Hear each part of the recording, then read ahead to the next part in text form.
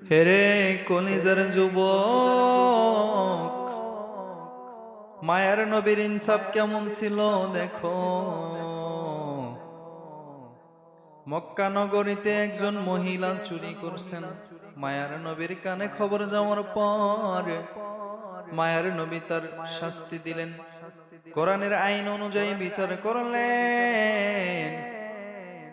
মায়ের নবী কয়, চুরির অপরাধে তার একটা হাত কাটা যাবে। হাত কাটার বিচার ফয়সালা আমার নবী করে দিলেন রে যুবক।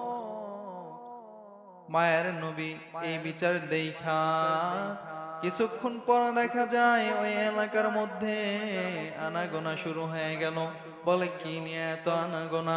বলে সামান্য কোনো বিষয় নয়, যেই মহিলাটার হাত কেটে দেওয়া হবে ওই মহিলা হইলেন কুরাইশ বংশের একজন মহিলা।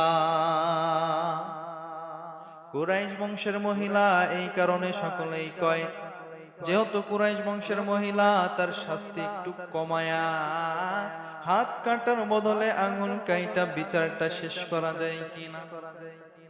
চিন্তা করলেন কে বলবে এই খবর, কে পৌঁছায় দিবে মায়ের নবীর কাছে খবরটা।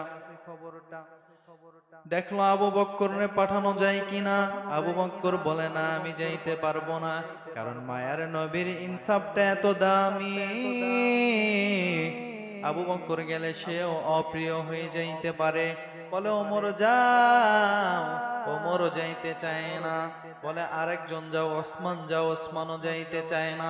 সবাই মিলে ডিসিশন নিলেন। নবীর বড় প্রিয় একজন সাহাবী ছিলেন যায়েদ। বলে যায়েদ রে নবী বড় ভালোবাসতেন। কেমন মহব্বত করেন যায়েদকে আমার নবীরে যুবক। বলে মক্কা নগরীর ভিতরে এতটা বেশি মহব্বত করে আমার নবী, ডাইকা ডাইকা কয়, ও মক্কা নগরীর মুসলমান, এই যে দেখো যায়েদ, কেউ তোমরা কামলা বলবা না। এই যায়েদ হইল আমার ছেলে, আমি নবীর ছেলে হইল যায়েদ। যায়েদকে নিজের সন্তান পরিচয় দেয়। এই যায়েদের ঘরে একটা সন্তান আছে, নাম তার উসামা। এই উসামাটাও নবীর বড় প্রিয়।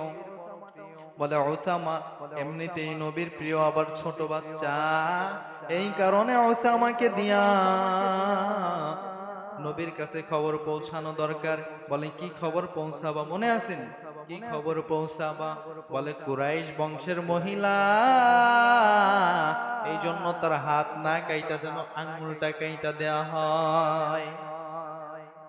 এবার উসামা নবীর দরবারে গেলেন, যায় দেখে নবী শুয়ে রয়েছে। নবীরে নাইকা যায় কাছে যায় বলে, ওগো দাদা, আমি আপনাকে বড় মহব্বত করি, আমি আপনাকে বড় ভালোবাসি।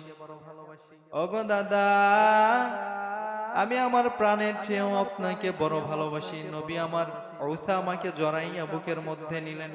বুকের মধ্যে নিয়া কয়, রে উসামা, আমিও তোমারে বড় ভালোবাসি, তবে কি বলবা বলো।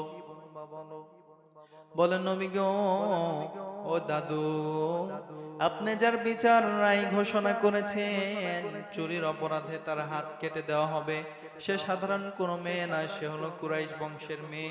তাই সাহাবায়ে কেরামরা আমাকে বলেছেন তার হাতটা না কাইটা যেন আঙুল কাইটা বিচারটা যেন শেষ কইরা দেওয়া হয়। আমার নবী উসামাকে বুকের মধ্যে থাইকা এমন জোরে একটা ধাক্কা দিল, এক ধাক্কা নিয়া তারে ফেলে দিল। মায়ের নবী কয়, যা বলছো বলছো, আর বলবা না। আমার মায়ের নবীর ইনসাফটা দেখো রে যুবক। মায়ার নবী আমার উসামাকে একটু আগেই জড়াইয়া বুকের ভিতরে রাখছিল। ইনসাফ নিয়া যখন কথা কইছে, ইসলামের শাস্তি কমাইতে বলছে, তখন নবী আমার উসামাকে ধাক্কা দিয়া ফেলে দিলেন। এইটাই হলো মায়ার নবীর ইনসাফ। আর আমগো ইনসাফ কি এখন? আমগো ইনসাফ চুরি করার বিরুদ্ধে অপরাধের কারণে হাতের কবজি পর্যন্ত কাইটা ফেলবে। নবীরে গিয়া বলে, উসামা বলছে, ছোট্ট বাচ্চা, নবীর বড় প্রিয়, বলে জায়েদ আমার সন্তান, উসামা আমার নাতি। উসামাকে নবী আমার বড্ড ভালোবাসতেন। বুকে জড়াইয়া নেওয়ার পরেও যেই বলছে আঙুল কাইটা বিচার শেষ করে দেন, উসামাকে ধাক্কা দিয়ে ফেলে দিলেন নবী। এইটা ছিল নবীর ইনসাফ। আর আজকে মানুষ খুন করে, ওই আমার হাদি ভাই গুলি কইরা খুন কইরা ইন্ডিয়াতে পালায়ে গেল, তার বিচার হয় না। এই ইনসাফ কোরআনের, ওই ইনসাফ কোরআনের যে বিচার, ওইটা বাংলাদেশে যতদিন না চালু হবে, বাংলাদেশ কখনো শান্তির দেশ হইতে পারে না, ঠিক কিনা?